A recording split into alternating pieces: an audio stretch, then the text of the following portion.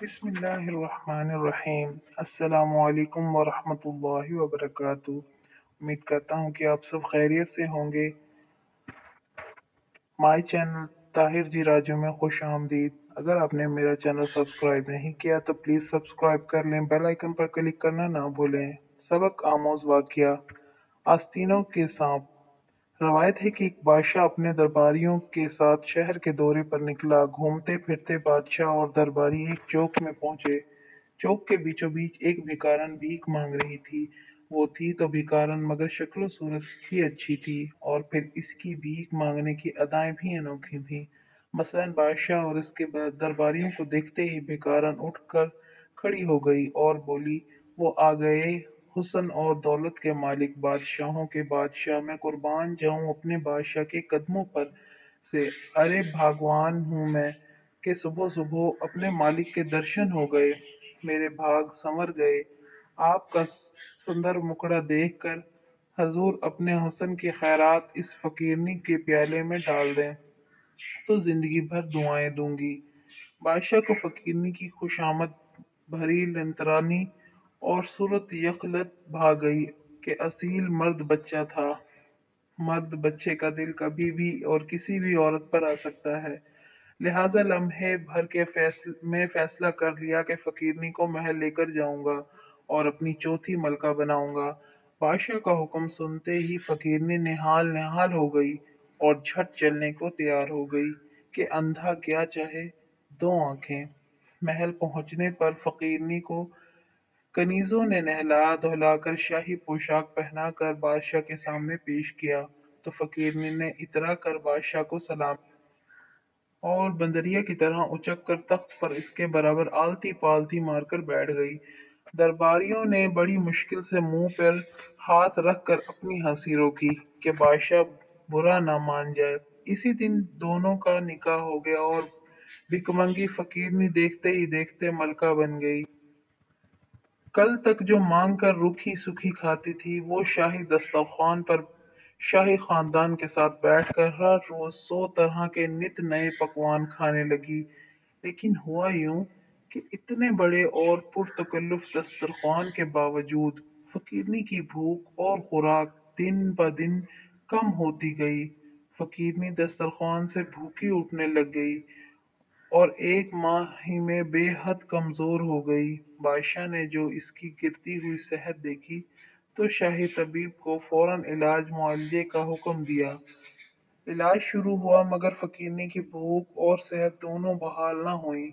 جب صورتحال زیادہ سنگین ہو گئی تو بادشاہ نے اپنے سب سے زیادہ عقلمند وزیر سے مشورہ کیا کہ اے وزیر، بتدبیر ایسا کیا کیا جائے کہ ہماری چوتھی ملکہ بھی کی بھوک بحال ہو جائے۔ وزیر کچھ دیر سوچتا رہا اور پھر بولا، بادشاہ سلامت، آپ یوں کریں کہ ملکہ عالیہ کو چند دن ان کے کمرے میں کھانا بھجوائیں اور میں اور آپ چپکے سے روشندان سے جائزہ لیں کہ ملکہ عالیہ تنہائی میں کس طرح اور کتنا کھانا تناول کرتی ہے۔ ہو سکتا ہے وہ دسترخوان پر سب کی موجودگی میں اچھے سے کھا نہ پاتی ہو۔ بادشاہ کی تجویز پسند آئی، لہذا اسی دن اس پر عمل در آمد کا فیصلہ کیا گیا۔ دوپہر کے وقت فقیرنی ملکہ کے لیے کھانے کے بھرے خوان، ڈونگے اور سونے چاندی کے برتن اس کے کمرے میں پہنچا دیے گئے۔ بادشاہ اور وزیر برابر والے کمرے کے روشندان کے پیچھے سیڑھی پر کھڑے ہو گئے اور فقیرنی ملکہ کے کھانا شروع کرنے کا انتظار کرنے لگے۔ پھر جو کچھ انہوں نے دیکھا وہ ناقابل یقین بھی تھا اور مضحکہ خیز بھی۔ فقیرنی ملکہ نے مختلف کھانوں کے ڈونگے اٹھا کر کمرے کی دیواروں میں بنے مختلف تاقچوں اور کھڑکیوں میں رکھ دیے اور الماری میں سے اپنا کشکول نکالا، دوپٹے سے پونچھ کر صاف کیا، ہاتھ میں اسی طرح پکڑا جیسے وہ گئے دنوں میں بھیک مانگتے ہوئے پکڑا کرتی تھی۔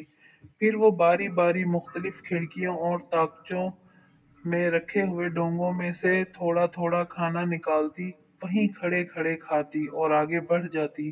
اس طرح پورے کمرے میں گھوم گھوم کر فقیرنی ملکہ نے خوب پیٹ بھر کر کھانا کھایا اور تو और खाने से फारिग होकर तो 3-4 सोने के चम्मच और कुछ बर्तन भी कपड़ों की अलमारी में छुपा दिए। फिर फर्श पर पैर फैलाकर लेट गई और कुछ ही देर में गहरी नींद सो गई। बादशाह ये सब देखकर सख्त हैरान और परेशान हुआ और वजीर से पूछा कि ये क्या माजरा है। वजीर जो कुछ समझ गया था अदब से बोला कि जान की अमान दें तो कुछ अर्ज करूं। बादशाह ने जवाब दिया बेशक अमान ही अमान है, खुलकर बयान करो। कि वजीर ने अदब से कहा बादशाह सलामत। मलका आलिया ने सारी जिंदगी लोगों और घरों से मांग मांग कर घूम फिर कर खाया है, तो इन्हें वही आदत पड़ी हुई है। वो बगैर मांगे एक ही जगह से एक ही वक्त में पेट भरकर खाना खाने की आदी नहीं है। इसीलिए भरे हुए दस्तरखान पर बैठकर उन्हें भूख नहीं लगती और वो भूखी उठ जाती थी।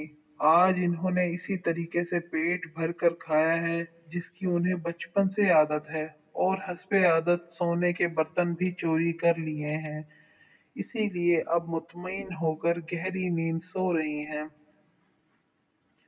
बादशाह वजीर का ये तज्जिया सुनकर दिल ही दिल में शर्मिंदा तो बहुत हुआ, लेकिन अब पछतावे के। शादी करते वक्त बादशाह ये भूल गया कि वो पुश्तों से बादशाह ज्यादा था और आज खुद बादशाह है। सो इसके मिजाज में बादशाही ही है, जबकि फकीरनी पुश्तों से भिकारन थी और फितरन भिकारन ही है और भिकारन ही रहेगी। सोने चांदी और हीरे मोतियों में तोल दी जाए, बस सच तो यही है कि इंसानों की फितरत और खानदानी आदतें तब्दील नहीं हो सकती। लालच, हवस और हिर्स, झूठ और फराड, चक्करबाज, खुशामद और रियाकारी जिनके मिजाज और फितरत में शामिल हों, वो कभी नेक नफ्स, मुखलिस और बेगर्ज नहीं बन सकते। सच कहा है किसी ने कि मैल हो तो छूट भी जाए, आदत ना छूटे रे कभी। बस आस्तीनों के सांपों को दिल और दुआओं में जगा दें, तब भी वो सांप ही रहते हैं और मौका मिलने पर डसने से बाज नहीं आते। इसलिए इंसानों को इनके दर्जे और मुकाम पर रखना सीखें, वरना बादशाह की तरह बहुत पछताएंगे। अगर आपको मेरी वीडियो अच्छी लगे तो प्लीज़ वीडियो को लाइक करें, शेयर करें, और मेरे चैनल को सब्सक्राइब नहीं किया तो प्लीज़ सब्सक्राइब करें। बेल आइकन पर क्लिक करना ना भूलें। दुआओं में याद रखिएगा। अल्लाह हाफिज़।